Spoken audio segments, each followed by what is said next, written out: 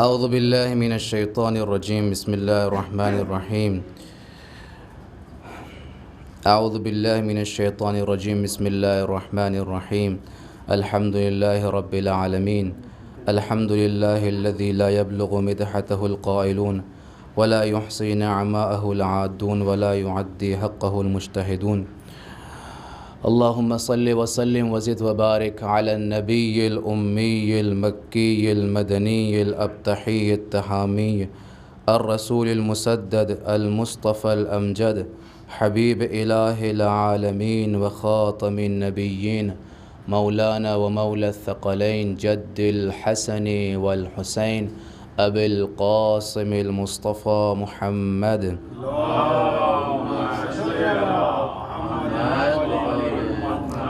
وعلى أهل بيته الطيبين الطاهرين المعصومين المظلومين لا سيما بقية الله في الأرضين روح وأرواح العالمين لتراب مقدمه الفداء واللعنة الدائمة الباقية على أعدائهم وغاصب حقوقهم ومنكر فضائلهم من يوم عداوتهم إلى قيام يوم الدين أما بعد فقد قال الله تبارك وتعالى في القرآن الكريم وهو أصدق الصادقين وقوله الحق بسم الله الرحمن الرحيم ومن يتق الله يجعل له مخرجا۔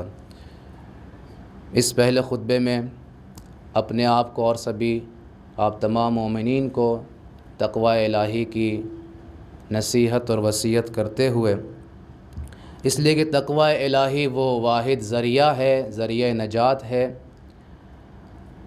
جو آخرت میں بھی اور دنیا میں بھی کام آنے والی چیز ہے۔ تقوی کے بنا کوئی عمل قابل قبول نہیں ہے۔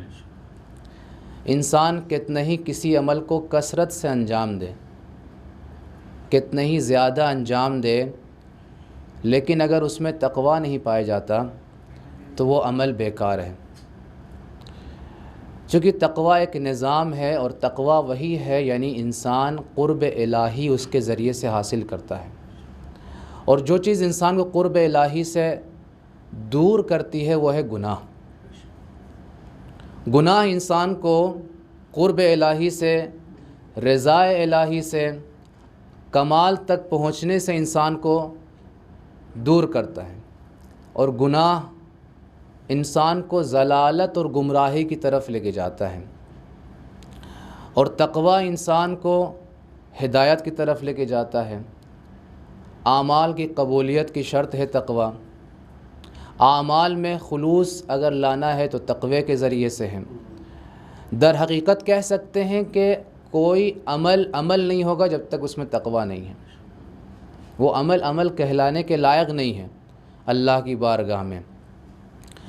اس لیے کہ انجام کس کے لیے ہے؟ قرآن مجید کہتا ہے وَالْعَاقِبَةُ لِلْمُتَّقِينَ، عاقبت انجام صرف اور صرف متقین کے لیے ہے۔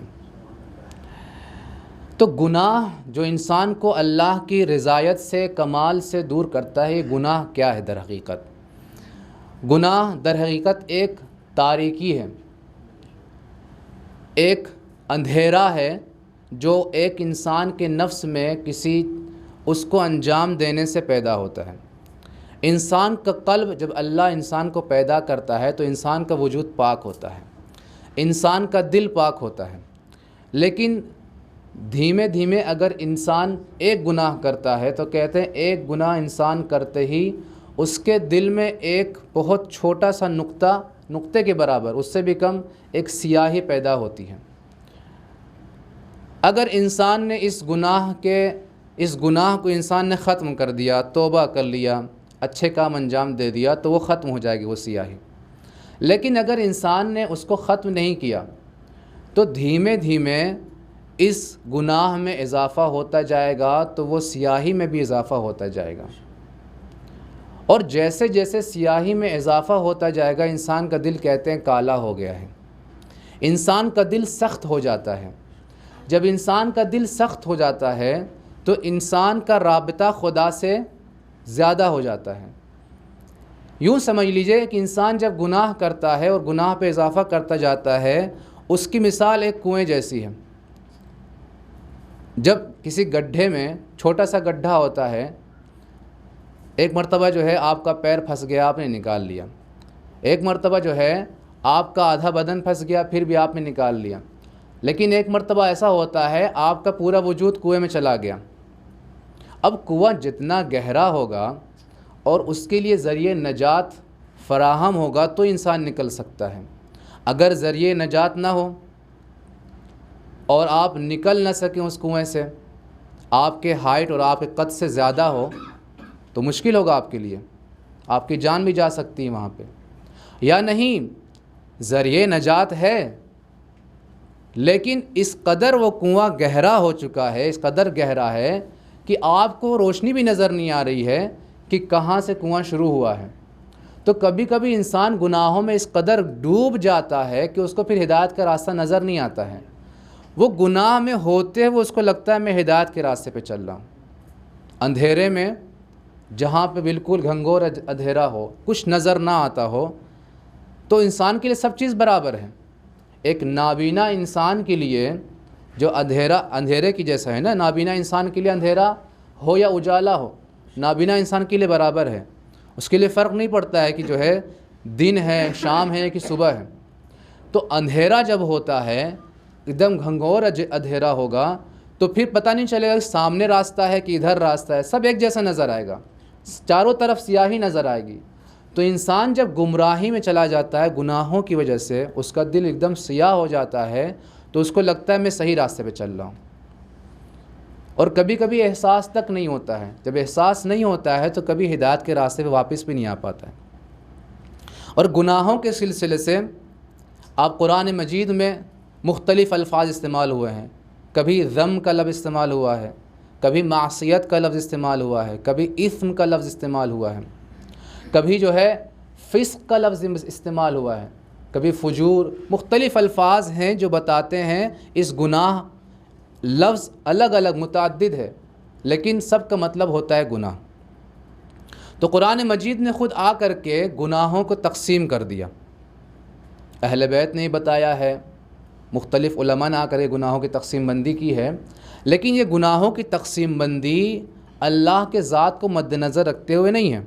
اگر ہم اللہ کی ذات کے مقابل میں گناہ کو دیکھیں گے تو کوئی گناہ چھوٹا نہیں ہے، ہر گناہ بڑا ہے، کیونکہ اللہ کی ذات کے مخالفت جب ہو رہی ہے تو وہ گناہ چھوٹا کیسے ہو سکتا ہے۔ تو ان گناہوں کو جو تقسیم بندی بھی کی ہے، یہ تقسیم بندی گناہوں کے آثار، گناہوں کی نوعیت، ان کے آپس کے درمیان جو گناہ ہے ان کو دیکھتے ہوئے ایک تقسیم بندی کی ہے۔ کسی گناہ کو کہتے ہیں گناہ صغیرہ، کسی گناہ کو کہتے ہیں گناہ کبیرہ۔ قرآن مجید نے گناہ کبیرہ کے حوالے سے کہا ہے ان تجتنبوا الکبائر ما تنہون عنہ نکفر عنکم سیئاتکم۔ اگر تم جن گناہوں کو ہم نے گناہ کبیرہ کہا ہے ان کو تم روک لو گے، ان سے تم پرہیز کرو گے، ان سے دور ہو جاؤ گے، تو ہم تمہارے گناہ صغیرہ کو معاف کر دیں گے، ان کو چھپا دیں گے۔ تو اس کا مطلب گناہ کبیرہ بھی ہے۔ روایتوں میں بتایا گیا کہ وہ گناہ کی جس کے لیے عذاب کا لفظ استعمال ہوا ہے، جس کے لیے تاکید ہے، جس کے لیے شدت ہے، منائیت زیادہ اس کے اندر پائی جاتی ہے، وہ گناہ کبیرہ ہے، جس کے لیے عذاب آخرت کے لیے کہا گیا ہے۔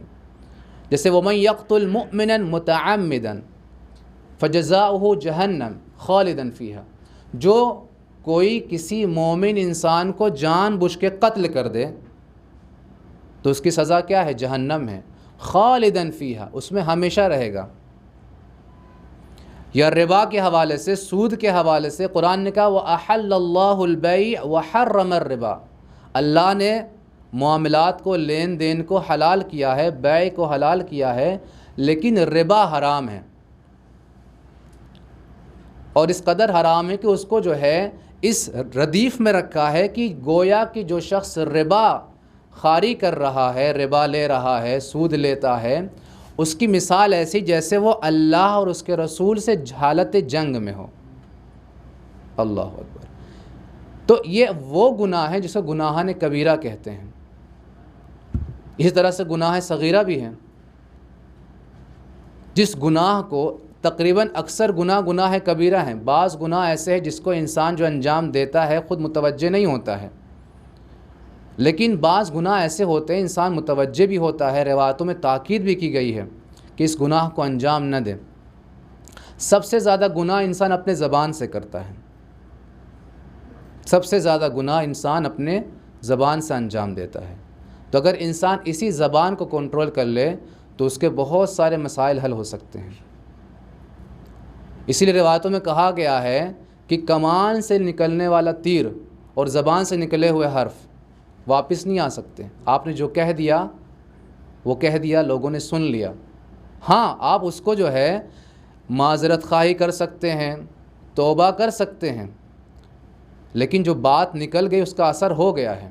سامنے والا معاف کر دے، معاف نہ کرے، اس کے دل میں کیا کیفیت پیدا ہوئی تھی، اس بات کو سن کر کے، اس برائی کو سن کر کے، اس الزام کو سن کر کے جو اس نے انجام ہی نہیں دیا، جو اس کے اندر پایا ہی نہیں جاتا ہے۔ تو گناہ کے حوالے سے جو چیز اہم یہاں پہ ہے، یہ مسئلہ ہے، وہ یہ ہے کہ گناہ کبھی کبھی نارمل ہو جاتا ہے۔ وہ کون سے عوامل ہے جس کی وجہ سے انسان کی زندگی میں گناہ نارمل ہو جاتے ہیں، عادی ہو جاتے ہیں، اب وہ گناہ نہیں لگتے؟ وہ کون سے عوامل ہیں؟ ان عوامل میں جس کی وجہ سے گناہ نہیں لگتا ہے، ایک یہ ہے کہ انسان گناہ کو کسی کے لیے سنائے۔ اگر انسان کسی گناہ کو نقل کرے کسی کے لیے تو یہ باعث بنتا ہے کہ ایک غلط کلچر چلتا ہے۔ آپ نے کسی گناہ کو انجام دیا یا کسی نے کسی گناہ کو انجام دیا، آپ اس گناہ کو جا کر بتا رہے ہیں، نقل کر رہے ہیں۔ تو یہ نقل کرنا، دوسروں سے بتانا، روایت میں بہت تاکید سے منع کیا ہے کہ اپنے جو گناہ ہوتے ہیں کسی سے بتاؤ مت، تمہارے اور تمہارے خدا کے درمیان ہے۔ تم نے انجام دیا ایسا گناہ جو کوئی نہیں جانتا ہے تو کسی کو مت بتاؤ، یا اگر لوگ جانتے بھی ہیں تو پھر بھی بتانے کی کیا ضرورت ہے؟ اس میں دو باتیں ہیں۔ ایک، پہلی بات تو یہ ہے کہ آپ کی خود کی رذیلت ظاہر ہوگی۔ دوسری بات یہ ہے کہ یہ دھیمے دھیمے اگر تمام لوگ ایسے کرنے لگیں گے اور یہ گناہ ایسا لگے گا دھیمے دھیمے کہ ایک نارمل چیز ہے، یہ کوئی اتنی بری چیز نہیں ہے، تو اس چیز کو نارملائز کرنے کے لیے، نارملائز کرنے میں گناہ کو نقل کرنا بہت اثر انداز ہے۔ اور اگر دیکھیں، ہو سکتا ہے جس سے آپ گناہ کو بتا رہے ہیں، جس گناہ کو آپ نے انجام دیا ہے، آج آپ کا دوست تھا، اس نے بتا دیا آپ نے، کل کو آپ کا دشمن ہو جائے گا تو وہی برائی جا کر کے آپ کے خلاف استعمال کرے گا۔ اور قیامت میں جہاں پہ مختلف گواہ ہیں انسان کے خلاف گواہی دیتے ہیں، وہی شخص آپ نے جس سے نقل کر دیا اپنے گناہ کو، وہ بھی گواہی دینے کے لیے تیار ہوگا، وہ بھی کہے گا کہ ہاں اس گناہ کو اس نے مجھے ہی بتایا تھا کہ میں نے ایسا کیا ہے۔ تو عزیزوں، ایک چیز جو گناہ کو عام کرتی ہے وہ یہ گناہ کو نقل کرنا۔ دوسری چیز کیا ہے؟ جو بڑے کہلاتے ہیں ان کے رفتار اور ان کا عمل، یہ چیز گناہوں کو عام کر دیتا ہے، چاہے وہ ماں باپ ہوں، چاہے دادا دادی ہوں، چاہے استاد ہوں، چاہے کوئی ملک میں کوئی ذمہ دار شخص ہے، کسی ادارے میں رہنے والا کوئی شخص ہے، کسی بھی ادارے کا کوئی ذمہ دار ہے، کوئی صدر ہے، کوئی سیکریٹری ہے، یا ملک کی سطح پر کوئی ایم ایل اے ہے، کوئی پی ایم ہے، اس طرح سے جو ذمہ دار افراد ہیں کسی بھی لیول میں، گھر میں ہو یا معاشرے میں ہو، جب وہ کسی غلط کام کو انجام دیتے ہیں تو ان کے زیر سرپرستی میں یا ان کے زیر نگرانی میں جو افراد ہیں، ان کے لیے پھر وہ گناہ یا وہ برائی اتنی برائی نہیں لگتی۔ کیوں؟ جب گھر میں والد سگریٹ پئیں گے، مثلا سگار نوشی کریں گے، سگریٹ پئیں گے، تو جو بچہ دیکھ رہا ہے وہ اس عمل کو دیکھ رہا ہے والد سگریٹ پی رہے، اس کا مطلب یہ برا کام نہیں ہے۔ اگر اس نے جب شعور آ جائے گا، سمجھ جائے گا کہ ہاں یہ چیز غلط ہے، پھر بھی جو چیز بچپنے سے اس نے دیکھی ہے اور اس کے کسی بزرگ نے انجام دیا ہے، جب وہ انجام دے رہا ہے تو میں کیوں انجام نہ دوں؟ تو یہ چیز باعث بنتا ہے کہ وہ غلط چیز جو ہے آپ کے بچے تک پہنچے، آپ کے جو زیر نگرانی میں جو افراد ہیں ان تک پہنچے۔ اگر آپ کسی ادارے کے ذمہ دار ہیں، آپ نے کہیں کچھ گھپلا کیا، جو آپ کے انڈر میں آتے ہیں وہ لوگ بھی اسی طریقے کو اپنائیں گے، ان کی نظر میں پھر وہ برائی ہے، لیکن اس کی درصد اور اس کی پرسنٹیج کم ہو گئی ہے، چونکہ ان سے بڑا جو شخص تھا اس نے بھی انجام دیا ہے۔ تو کبھی کبھی جو بڑے لوگ ہوتے ہیں، چاہے گھر میں ہوں چاہے معاشرے میں ہوں، کسی بھی لحاظ سے بڑے کہلاتے ہیں۔ اگر ایک استاد کسی برائی کو انجام دے گا تو ایک شاگرد کے لیے اس برائی کو انجام دینے میں زیادہ برائی محسوس نہیں ہوگی، کیونکہ استاد ویسے ہی ہے۔ تو توجہ رہے کبھی کبھی ہمارے کسی کام سے، کسی فعل سے وہ چیز نارملائز نہ ہو جائے، وہ عام نہ ہو جائے۔ تیسری چیز یہ ہے کہ برائی کو نہ روکنا، چپ رہنا یا اس کے خلاف کوئی ایکشن نہ لینا۔ جب انسان کسی برائی کے خلاف کوئی ایکشن نہیں لیتا ہے تو کیا ہوتا ہے؟ مثلا کسی نے کچھ برائی انجام دیا، آپ نے دیکھا، آپ چپ رہے، آپ نے کچھ نہیں کہا، تو دھیمے دھیمے یہ برائی جو ہے پھیلنے لگتی ہے۔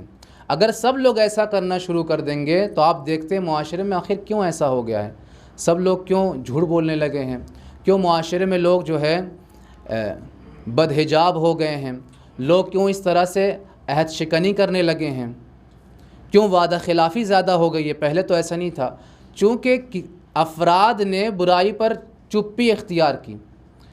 ہو سکتا ہے آپ کسی برائی کے خلاف اگر آپ کچھ نہ بولیں یا بولیں بھی تو اثر نہ کریں، کوئی بات نہیں۔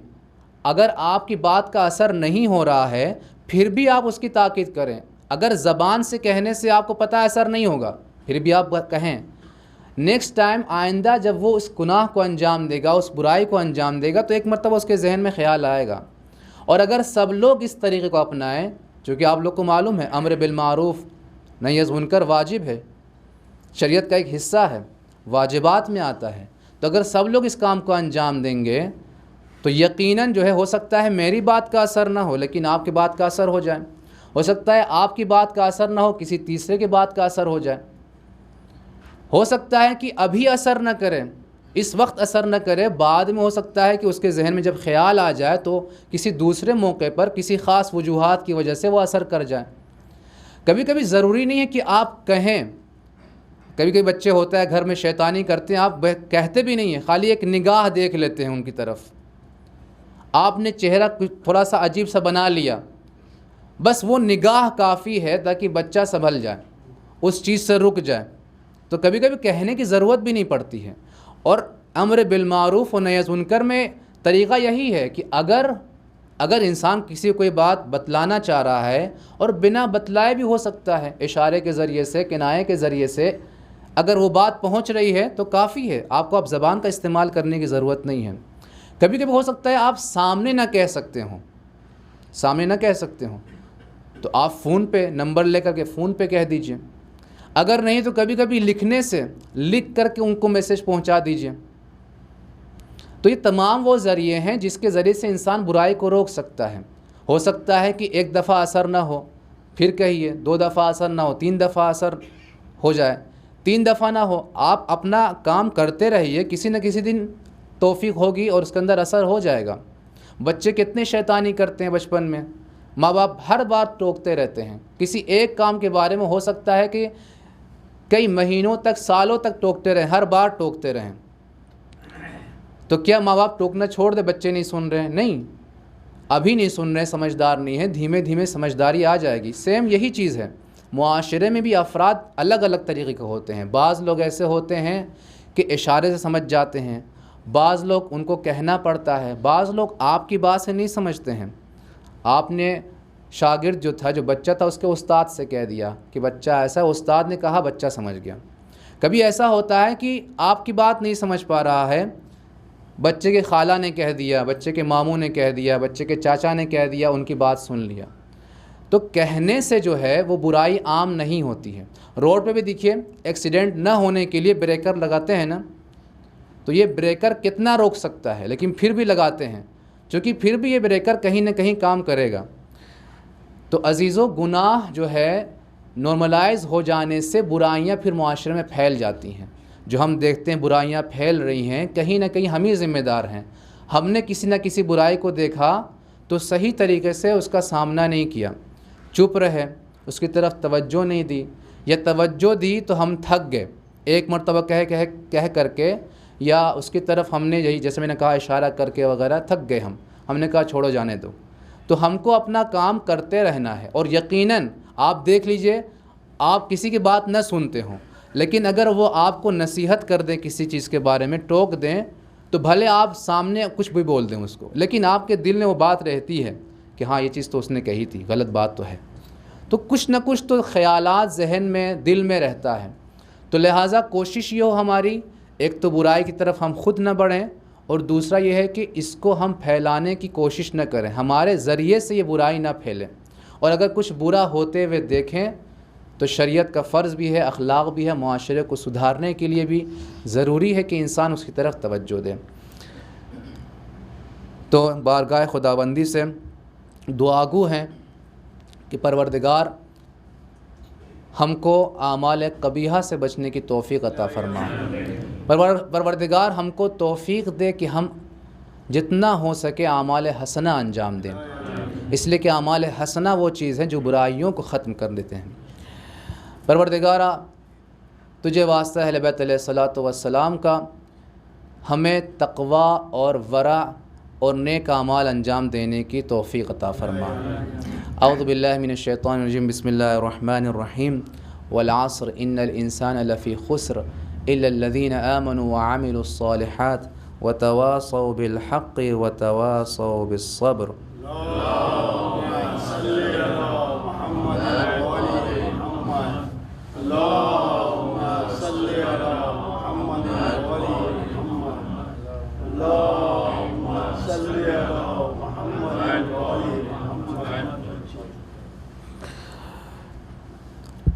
اعوذ باللہ من الشیطان الرجیم، بسم اللہ الرحمن الرحیم، الحمد للہ رب العالمین، الصلاة والسلام والتحیۃ والاکرام علی النبی الامی القرشی المکی الابتہی التہامی الرسول المسدد المصطفى الامجد حبیب الہ العالمین وخاتم النبیین مولانا ومولا الثقلین جد الحسن والحسین ابی القاسم المصطفى محمد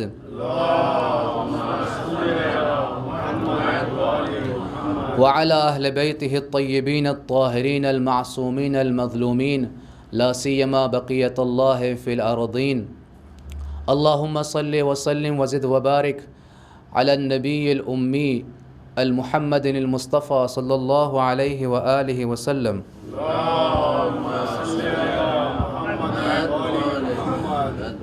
وعلى علي المرتضى صلى الله عليه وآله وعلى فاطمة الزهراء سيدة نساء العالمين وعلى الحسن والحسين سيدي شباب أهل الجنة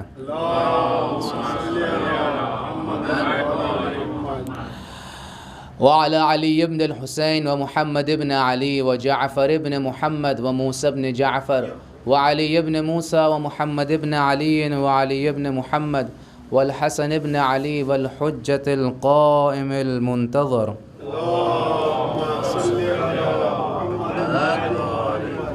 اللهم عجل فرج وسهل مخرج۔ اس دوسرے خطبے میں بھی سب سے پہلے آپ کو اور اپنے کو تقوی الہی کی طرف دعوت دیتے ہوئے اس ہفتے کے مناسبات میں سب سے پہلے آنے والی 28 صفر جو یوم شہادت خاتم الانبیاء محمد مصطفیٰ صلی اللہ علیہ وآلہ وسلم اور ان کے سبط اکبر جناب امام حسن مجتبیٰ علیہ الصلاۃ والسلام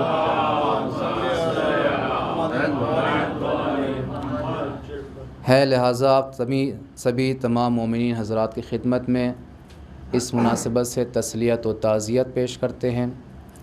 یقیناً رسول اس زمانے میں تشریف لائے جس زمانے میں جاہلیت چاروں طرف پھیلی ہوئی تھی، قتل و خونریزی، جہالت پوری دنیا میں عام تھی۔ ایسے موقع پر اللہ نے اپنے حبیب کو، اپنے رسول کو لوگوں کی ہدایت کے لیے، لوگوں کو کمال تک پہنچانے کے لیے مبعوث کیا۔ رسول نے اپنی زندگی میں تمام کوششیں انجام دی، تمام مشکلات کو رسول نے برداشت کیا، اور ایک وقت جب مکے میں ظلم و ستم بڑھ گیا تو اللہ کا حکم ہوا کہ ہجرت کریں۔ پہلے مسلمانوں کے کچھ افراد ہجرت کرنے کے لیے حبشہ گئے، پھر رسول خود مکے میں تھے، پھر حکم ہوا تو رسول مکے سے مدینہ گئے اور وہاں پہ حکومت تشکیل دی۔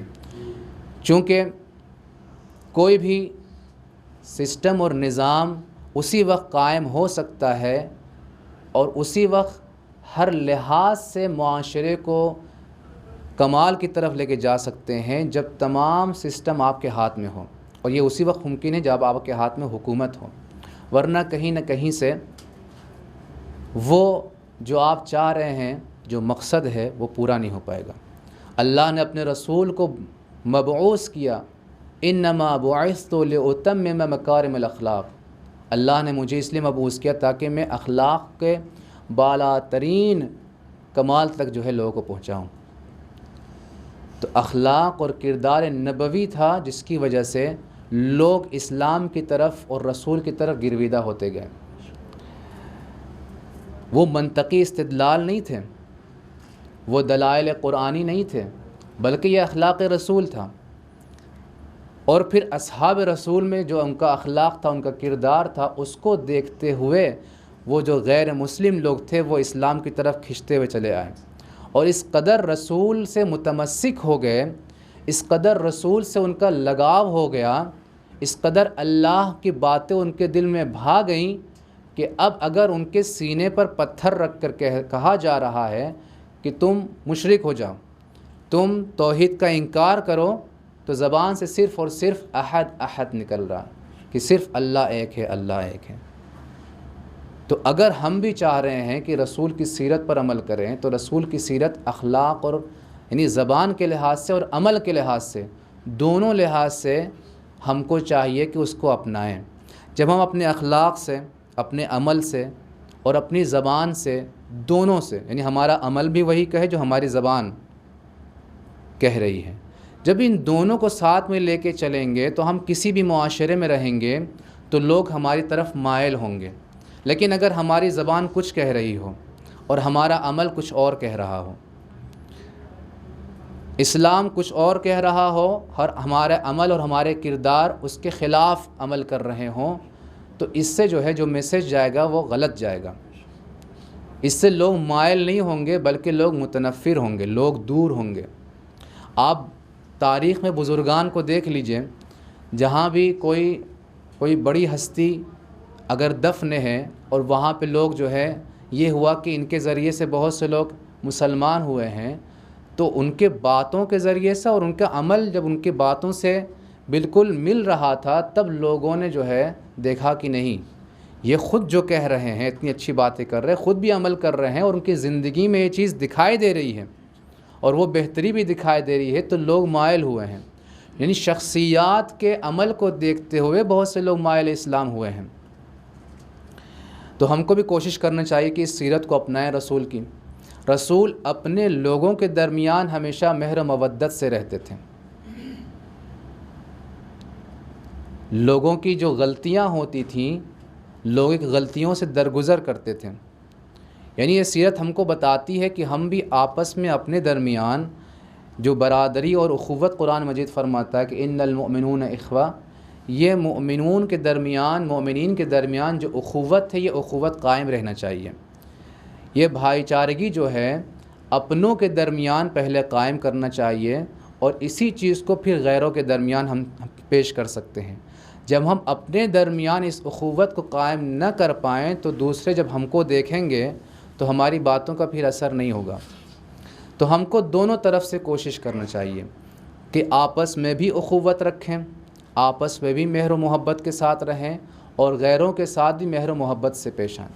لیکن ساتھ ہی ساتھ رسول کے لیے قرآن فرماتا ہے محمد الرسول اللہ والذین معہ اشداء علی الکفار رحماء بینہم، جو مشرکین کے سرکردہ تھے، جو مشرکین کے ایسے افراد تھے جو اسلام کو نقصان پہنچا رہے تھے، مسلمانوں پر ظلم و ستم کر رہے تھے، جب تک وہ اپنی حالت پر باقی تھے رسول ان کے ساتھ شدت سے پیش آتے تھے۔ تو یہ سیرت رسول کو اپنانے کی ضرورت ہے۔ قرآن مجید نے جہاں تمام تر رسول کے کردار کو بتایا ہے، کہا ہے کہ رسول جو ہیں تمہارے لیے ایک نمونۂ عمل ہیں، وَلَكُمْ فِي رَسُولِ اللَّهِ أُسْوَةٌ حَسَنَةٌ۔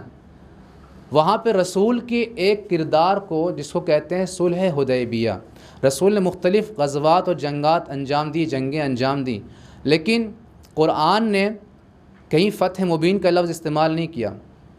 لیکن جب رسول نے صلح حدیبیہ انجام دیا، مشرکین کے ساتھ ایک مصالحہ ہوا تھا جس کو صلح حدیبیہ کے نام سے ہے، یاد کرتے ہیں، قرآن نے کہا انا فتحنا لک فتحا مبینا، ہم نے فتح مبین عطا کیا، تم کو فتح مبین عطا کیا۔ یہ فتح مبین یعنی کھلی ہوئی فتح، ایک بہت ہی واضح جو ہے کامیابی تم کو عطا کیا ہے۔ صلح کو قرآن مجید نے کہا یہ فتح مبین ہے، کسی جنگ کو نہیں کہا فتح مبین، لیکن صلح کو کہا۔ تو اس کا مطلب یہ ہوتا ہے کہ اگر رسول حالت جنگ میں ہیں تو بھی رسول ہیں، اور اگر رسول حالت صلح میں ہیں تو بھی رسول ہیں۔ اسی طرح سے آپ کردار امام حسن مجتبی علیہ السلام کو دیکھیے،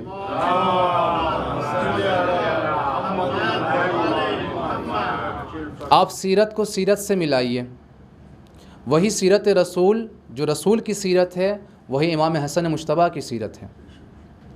امام حسن مجتبی بھی جو ہے جب برائی کے خلاف انہوں نے قدم اٹھایا، محاذ جنگ پر گئے، لیکن جب نوبت یہ آئے کہ ان کو صلح پہ مجبور کر دیا تو امام حسن نے صلح کی، جہاں صلح کو بہتر سمجھا وہاں پہ امام حسن نے صلح کو انجام دیا۔ تو امام یا معصوم اگر حالت جنگ میں ہو یا حالت صلح میں ہو، دونوں حالتوں میں جو ہے وہ امام ہے، وہ معصوم ہے، وہ ولی خدا ہے۔ لیکن جب انسان کو امام کی معرفت نہیں ہوگی یا معرفت کم ہوگی تو وہ سمجھے گا کہ امام نے یہاں پہ غلط قدم اٹھایا۔ اسی لیے نعوذ باللہ امام حسن علیہ السلام کو جب صلح کے بعد امام حسن واپس آئے تو امام حسن کو مذل المومنین کے نام سے یاد کرتے تھے، نعوذ باللہ مومنین کو ذلیل کرنے والے۔ تو اس طرح سے ان القاب کے ساتھ امام حسن مجتبی کو یاد کیا۔ کون امام حسن؟ اگر آپ ائمہ اطہار میں دیکھیں گے، مولا کائنات کے تمام بیٹوں میں امام حسین خود سمیت جناب حضرت عباس علیہ السلام، باقی محمد حنفی، جتنے بھی امام علیہ السلام کے بیٹے تھے، تمام بیٹوں میں سب سے زیادہ بہادر امام حسن مجتبی ہیں۔ امام حسن مجتبی تمام بیٹوں میں سب سے بہادر ہیں۔ جنگ جمل میں جس وقت امام نے محمد حنفیہ کو جنگ کے لیے بھیجا اور بار بار بھیج رہے تھے، دیگر پیسران کو بھیج رہے تھے، تو جو اونٹنی تھی، اونٹنی کے اوپر سے زرہ تھا، پورا اوپر سے نیچے تک زرہ تھا اور مختلف افراد اس کا گھیراؤ کیے ہوئے تھے۔ مولا کائنات نے کہا اس کو گراؤ، جب تک یہ اونٹنی نہیں گرے گی تب تک جو ہے خاتمہ نہیں ہوگا۔ تو مختلف امام علیہ السلام کے بیٹے گئے، محمد حنفیہ گئے، لیکن وہاں تک پہنچ نہیں پائے، واپس آ گئے۔ امام نے امام حسن مجتبی کو بھیجا، امام حسن گئے اور امام حسن مجتبی نے اس کے پیر کو قلم کیا، تب وہ اونٹنی گری ہے۔ جہاں پہ نہ جانے کتنے ہاتھ قلم ہوئے تھے اس اونٹنی کو بچانے کے لیے، کتنے سو انسان جو ہے وہاں پہ قتل ہوئے تھے، لیکن وہاں تک پہنچ نہیں پایا۔ اگر کوئی پہنچ پایا تو امام حسن مجتبی تھے۔ تو شجاعت کے لحاظ سے اگر بیٹوں میں سب سے زیادہ شجاع کوئی تھا تو امام حسن مجتبی ہیں۔ ہو سکتا ہے بعض لوگوں کے ذہنوں میں کچھ اور دوسرے بیٹے رہے ہوں، حضرت عباس رہے ہوں، امام حسین رہے ہوں، لیکن امام حسن سب سے شجاع تھے۔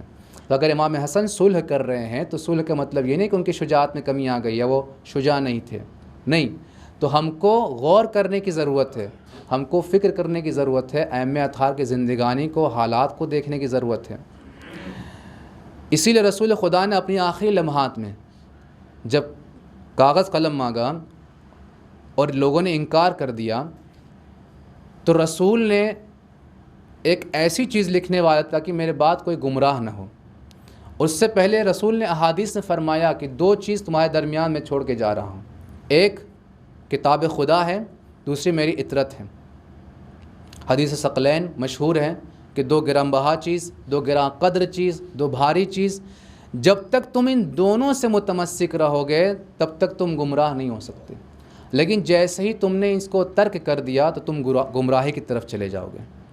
تو دونوں سے اگر ہم متمسک رہیں گے، اور دونوں سے متمسک ہونے کا مطلب یہ نہیں ہے کہ ہم دونوں کو صرف اور صرف جو ہے جانیں کہ ہاں یہ بھی اچھے ہیں وہ بھی اچھا ہے، ان کی اچھائی بیان کرنا نہیں ہے، بلکہ ان کو اپنانا ہے۔ قرآن اگر ہمارے پاس ہے ہم گمراہ نہیں ہوں گے، اس کا مطلب یہ نہیں کہ گھر پہ رکھے رہیں تو گمراہ نہیں ہوں گے، نہیں، قرآن کو پڑھیں گے، اس پر عمل کریں گے تب ہم گمراہ نہیں ہوں گے۔ اسی طرح سے اہل بیت بھی، جب ہم اہل بیت کے احکام کو دیکھیں گے، ان کے فرامین کو پڑھیں گے، اس پر عمل کریں گے تو گمراہ نہیں ہوں گے۔ جن لوگوں نے قرآن کو اختیار کر لیا، اہل بیت سے دور ہو گئے، وہ بھی گمراہ ہو گئے۔ جن لوگوں نے اہل بیت کو بنا قرآن کے سمجھا، اس لیے کہ اہل بیت نے کہا کہ ہماری کوئی بھی قول کو تم سنو، کہیں بھی کسی قول کو سنو تو قرآن سے دیکھو، اس کو قرآن سے موازنہ کرو، اگر قرآن کے مطابق ہے تو قبول کرو، قرآن کے مطابق نہیں تو اس کو دیوار پہ مارو۔ اس کا مطلب جو احادیث ہم تک پہنچے ہیں اور معتبر احادیث ہیں یہ قرآن کے مطابق ہیں، تو ہم کو قرآن اور اہل بیت دونوں لے کر کے چلنا ہے، ورنہ ہم گمراہ ہو جائیں گے۔ مناسبات میں مختلف مناسبات ہیں۔ ابھی ایران کے جو صدر ہیں، پریزیڈنٹ ہیں، وہ نیو یارک گئے تھے۔ دیکھیے دشمن کی ساری کوشش کیا رہتی تھی، آپ دیکھیے ابھی سوشل میڈیا پہ آپ شہید قاسم سلیمانی کا فوٹو لگائیے، اس پہ جو ہے کچھ دن بعد جو ہے بند کر دیں گے، یا اسی وقت ہو سکتا ہے اس فوٹو کو ہٹا دیں، یا آپ کا کئی دفعہ اگر آپ نے اس کام کو انجام دیا، آپ کا چینل یا آپ کا جو بھی پیج ہے اس کو بند کر دیں۔ انہوں نے وہاں پہ جناب قاسم سلیمانی، شہید قاسم سلیمانی کا فوٹو دکھا کر کہہ دیا اب اس کو بند کرو یہاں پہ۔ یہ تو وہ جگہ ہے، امریکہ میں آنے کے بعد ان کا فوٹو دکھا کر کے کہہ دیا کہ تم اب یہاں پہ اس کو بند نہیں کر سکتے ہو، تم کتنی کوشش کرتے جاؤ گے، سوشل میڈیا پہ کر سکتے ہو، اس چیز کو تمہیں دکھانا پڑے گا۔ تو یہ چیز جو ہے دشمنوں کے دل کو کھٹک گئی کہ جو چیز کے بارے میں ہم اتنا پیسہ خرچ کر رہے ہیں، اتنا وقت رکھ رہے ہیں، اتنا ٹائم صرف کر رہے ہیں تاکہ ایک چیز جو ہے لوگوں سے مخفی رہ جائے، اور اس چیز کو آ کر کے خود امریکہ میں نیو یارک میں وہاں پہ اس اجلاس میں آ کر کے دکھا کر کے انہوں نے بتا دیا کہ تم کتنا ہی دبا کے رکھو گے، ہم اس کو پوری دنیا تک پہنچائیں گے۔ انہوں نے کہا کہ ایک منصفانہ عدلیہ ہونا چاہیے، اور امریکہ کے جو گزشتہ پریزیڈنٹ ہے اس کے خلاف، اس صدر کے خلاف احتجاج ہم کرتے ہیں، اور اس عدلیہ میں ہم شہید کیا گیا ہے امریکہ کی طرف سے اس کے پریزیڈنٹ نے، اس کو ہم محاکمہ کریں گے اور انصاف دلائیں گے۔ تو یہ جرأت چاہیے کہ انسان ایسی جگہ جا کر کے ایسے لیکچر دے سکے، ایسے تقریر کر سکے۔ یہ جب انسان کے دل میں ایمان ہوگا، جب انسان کے دل میں نور ایمان اور اہل بیت ہوگا تو انسان اس طرح سے مضبوطی کے ساتھ بول سکتا ہے، ورنہ انسان جو ہے اتنی مضبوطی کے ساتھ بول نہیں پائے گا کہ نہ جانے کیا ہو جائے، ہمارے خلاف کون سا سنکشن لگ جائے، کون سا کیا قدم اٹھ جائے ہمارے خلاف۔ اس کے علاوہ دیکھیے خود ہمارے ملک کے جو حالات ہیں، مختلف حالات بدلتے جا رہے ہیں، مسلمانوں کے خلاف جو تحریکیں چل رہی ہیں اور مسلمانوں کو بدنام کرنے کے سازشیں جو ہو رہی ہیں، مختلف دن بدن آئے دن ہوتی جاتی رہتی ہیں۔ کبھی حجاب کے نام سے، کبھی مدرسوں کے اوپر آ کر کے تفتیش کی جاتی ہے، اور اب آ کر کے مسلمانوں کا جو ایک وقف ہے، جس وقف کو ہم کہتے ہیں کہ یہ اللہ اور اس کے رسول کے لیے ہے۔ وقف، جب انسان کسی چیز کو وقف کرتا ہے، مسجد ہے وہ وقف ہے۔ جتنی مساجد ہوتی ہیں، جتنی مسجدیں ہیں حکم مسجد میں ہیں، وہ تمام مسجدیں وقف ہیں، یعنی وہ مسجد کسی شخص کا نہیں ہے، وہ اللہ اور اس کے رسول کا ہے۔ جب تک قیامت باقی ہے، جب تک یہ دنیا باقی ہے، تب تک وہ وقف کا حصہ ہے، وہ کسی شخص کا نہیں ہے، کسی شخص کی پراپرٹی نہیں ہے۔ یہ ہمارے اسلام کہتا ہے، ہمارا مذہب کہتا ہے۔ اب اس وقف کے اوپر آ کر کے جو ہے اس کے اوپر جو ہے جانچ ہونی ہے۔ تو یہ جو مدرسوں کے بعد وقف آئے ہیں، یقیناً بہت سی جگہوں پر ہو سکتا ہے کہ کہیں نہ کہیں جو ہے گھپلا ہوا ہو، جو زمینیں تھیں ان کو کسی نہ کسی نے اپنے اندر کیا ہو، اس کو جو ہے ہڑپا ہو، لیکن باقاعدہ، چونکہ یہ وقف جو ہے سرکار کے اور حکومت کے ایک حصے میں آتا ہے، وقف بورڈ اس کے زیر نگرانی میں تمام کام انجام پاتے ہیں۔ ایک سنی وقف ہے، ایک شیعہ وقف ہے، اور دونوں کے وقف کے جو تمام زمینات ہیں تمام پورے انڈیا میں معلوم ہے کہاں پہ کون سی زمین ہے، کتنے ایریے میں ہے، کتنے عرض اور طول میں ہے، تمام چیزیں مشخص ہیں۔ اور یہاں تک کہ اگر کچھ زمینیں کسی کے ناجائز طریقے سے وہ وقف کی زمینیں کسی کے انڈر میں ہیں تو وہ بھی اس کے اوپر بھی کیس چل رہا ہے۔ تو ایک حکومت جو ہے آ کر کے بنا وقف بورڈ کی نگرانی کے خود پٹواری کے تحت جو ہے آ کر کے ان زمینوں کو معینہ کرنا چاہ رہی ہے۔ یعنی حکومت کیا پیغام دینا چاہ رہی ہے؟ اگر ان کو یہ دیکھنا ہے کہ کتنی زمینیں ہیں، مسلمانوں کی بھلائی کے لیے کام کرنا ہے، تو وقف بورڈ کے تحت آئے، وقف بورڈ کے تحت ان اقدام کو انجام دے، ان سے پوچھے بھائی آپ کے انڈر میں کتنی زمینیں ایسی ہیں جن پر معاملے چل رہے ہیں، جن کو ہڑپا گیا ہے، اور پھر وقف بورڈ اس کے خلاف قدم اٹھائے گا جو قانونی طریقے سے ہے۔ یہ جو سروے کروانا ہوتا ہے یہ دو نیت سے ہوتی ہے۔ پہلی نیت یہ ہے کہ مسلمانوں کو یہ پیغام دلانا ہے کہ وہ پریشان ہو جائیں، لہٰذا مسلمانوں کو پریشان نہیں ہونا چاہیے۔ اگر ہم پریشان ہو جائیں گے، ہم گھبرا جائیں گے، تو یہ گھبراہٹ ہماری، یہ پریشانی ہماری دشمن کی طاقت بن جاتی ہے، تو ہم کو گھبرانا نہیں ہے۔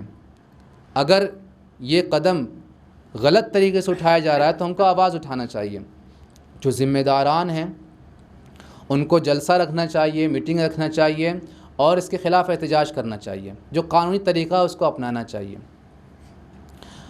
اور دوسری بات یہ ہے کہ یہ جو گاؤں گاؤں میں رہنے والے افراد ہیں ان کو یہ پیغام بھی دینا ہے کہ تمہاری زمین، تمہاری مسجد، تمہارا امام بارگاہ، جو بھی چیزیں وقف میں شامل ہوتی ہیں اس پر ہماری نگرانی ہے۔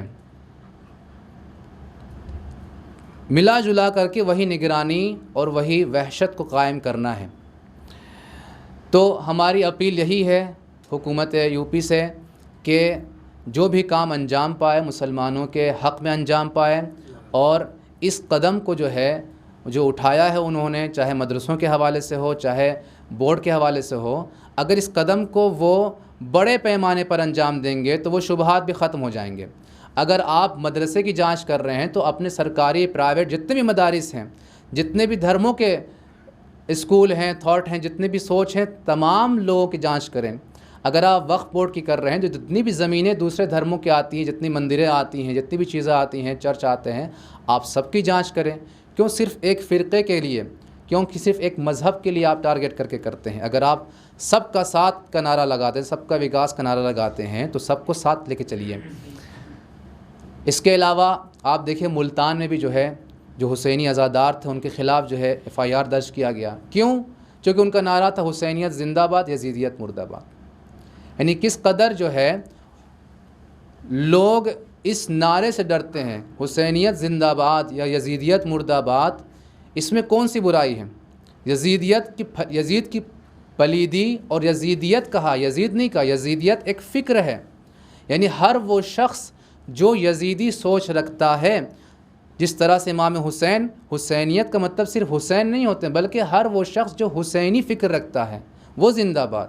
ہر وہ شخص جو یزیدی فکر رکھتا ہے، چاہے دنیا کسی بھی خطے میں ہو، ایک ہندوستان یا پاکستان یا کسی خاص علاقے میں نہیں بلکہ دنیا کسی بھی کونے میں ہو، یزیدی فکر رکھتا ہے، معاشرے کو، انسانیت کو نقصان پہنچانا چاہتا ہے، اس کے خلاف ہے کہ یزیدیت مردہ باد۔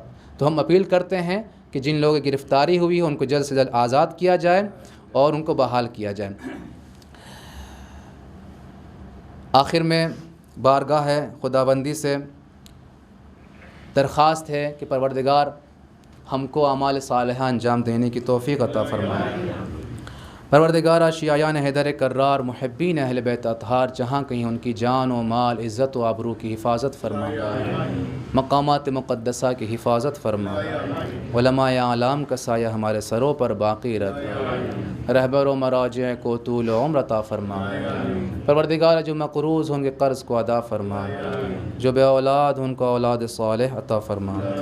پروردگار جن کی شادیوں مشکلات ہیں ان کی مشکلات کو حل فرما، پرچم اسلام کو سربلند کفر و نفاق کے پرچم کو سرنگوں فرما، دشمنان اسلام اگر قابل ہدایت نہ ہو ان کو نیست و نابود فرما، امام زمانہ علیہ الصلوۃ والسلام کے ظہور میں تعجیل فرما، ہم سب کو ان کے ناصر و اعوان میں شمار فرما۔